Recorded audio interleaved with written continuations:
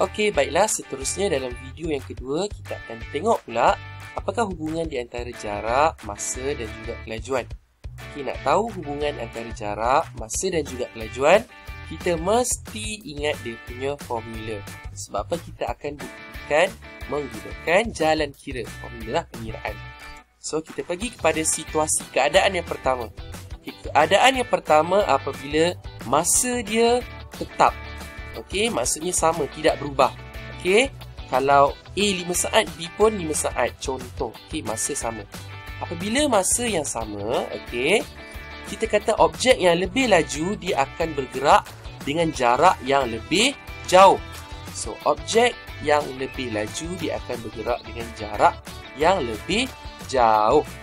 Manakala objek yang bergerak perlahan ataupun lambat, okey, dia akan bergerak dengan jarak yang dekat ataupun jarak yang pendek. Ingat, objek laju jarak dia jauh, dia boleh bergerak jauh. Kalau objek perlahan, dia akan bergerak dekat, jarak dia pendek saja. Okay, so kita akan buktikan betul ke tak betul benda ni. Okay, melalui soalan. Okay, dalam tempoh 20 saat, okay, objek P bergerak sejauh 30 meter, manakala objek Q bergerak sejauh 40 meter. Objek manakah paling laju? Okey, so soalan ni dia lebih kurang macam ni lah maksud dia. Okey, dalam satu pertandingan, awak anggaplah ni sebagai satu pertandingan. Okey, ada dua objek, objek P dan juga objek Q. Okey, masa pertandingan tu sama, 20 saat. Macam awak lumba lari, okey, masa tu kena sama. Okey, objek P dengan Q masa sama. Okey, yang berbeza adalah dia punya jarak. Okey.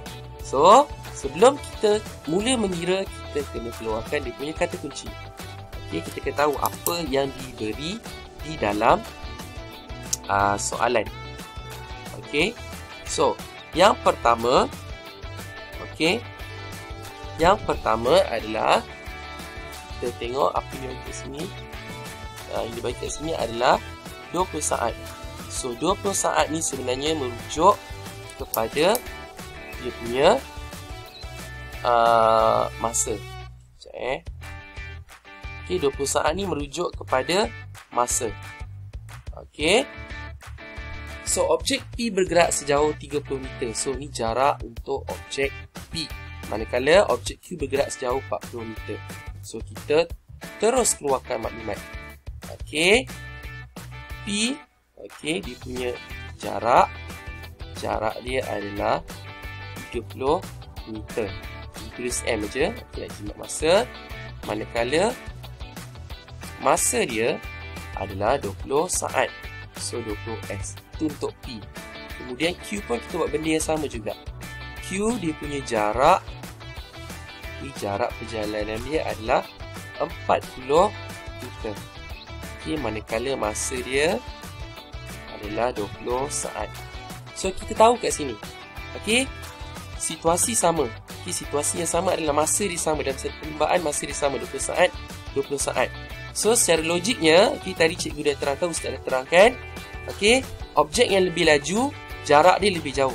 So, secara logiknya kita tahu Q ni sebenarnya lebih laju daripada P. Betul ke tak betul? Okay, so kita buktikan melalui pengiraan.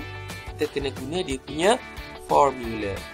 So, sentiasa ingat, okay, formula dia, kelajuan sama dengan jarak bahagi perkan dengan masa. Okay, sekarang kita nak buktikan betul ke tak betul Q ni lebih laju daripada P. So, kita masukkan sahaja nilai. Okay, so jarak dia dibagi 30 meter untuk P.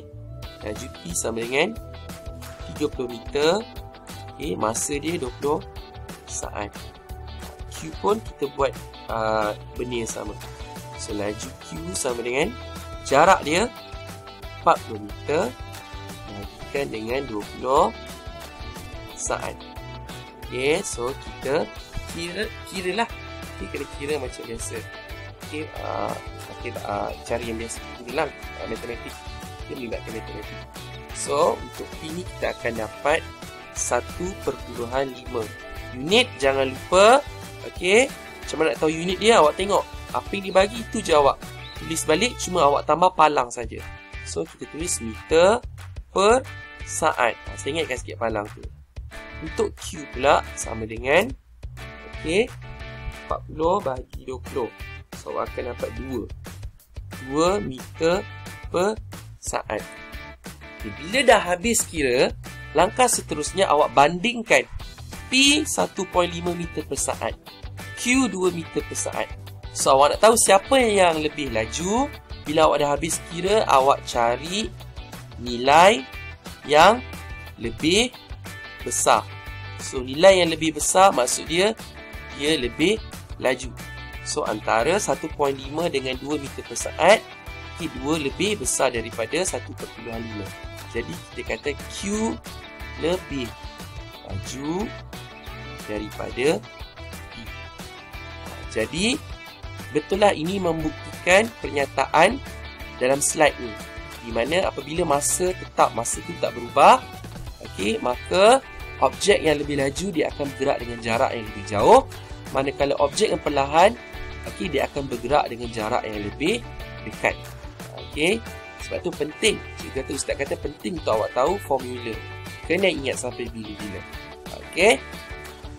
Seterusnya kita pergi kepada situasi yang kedua. Okay, situasi yang kedua ni pula jarak pula yang sama. Okey, jarak tetap, jarak tak berubah. Okey. So, objek yang lebih laju kita kata dia akan bergerak dalam masa yang pendek ataupun singkat, cepat sampai. Okey, tapi kalau dia kurang laju ataupun perlahan, lambat, okey, dia akan ambil masa yang lebih panjang ataupun lebih lama untuk sampai. Okey, so kita buktikan melalui pengiraan. Sama saja macam situasi tadi. Okey, so objek R bergerak selama 30 saat sepanjang 15 meter. Manakala objek S bergerak selama 10 saat sepanjang 15 meter. Objek manakah paling laju? So, ingat, apa-apa pun kita kena keluarkan dia punya kata kunci. So, kita ada dua objek lah, R dengan S. So, masa, okey, tulis dulu untuk R. Okey, so R dia kata jarak R adalah 15 meter. Okey, jarak R 15 meter. Okey, masa dia pula, okey, masa untuk R pula adalah 30 saat. So, 30 saat. Settle untuk R. Kemudian, kita buat benda yang sama untuk Q juga. Okay, jarak dia sama dengan 15 meter. Okey, masa dia sama dengan 10 saat. Secara logiknya, kita tahu. Okay, tadi cikgu dah terangkan, Ustaz dah terangkan. Kalau jarak sama, objek yang lebih laju akan cepat sampai. Objek yang perlahan, dia akan lambat sampai. So, secara logiknya kita boleh kata kat sini, okey, dalam situasi ni, Q lebih laju daripada, bukan QS. S lebih laju daripada R. So, kita buktikan, betul ke tak betul S lebih laju daripada R?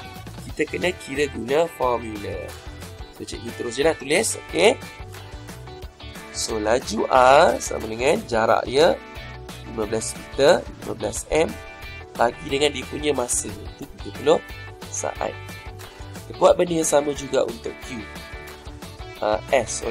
Suka saya huruf Q cikgu ni. Okey, laju S sama dengan jarak dia 15 meter bagikan dengan masa dia iaitu 10 saat. So, kita kira lah. Matematik kira bahagi biasa. Okay, tak ada masalah sepatutnya.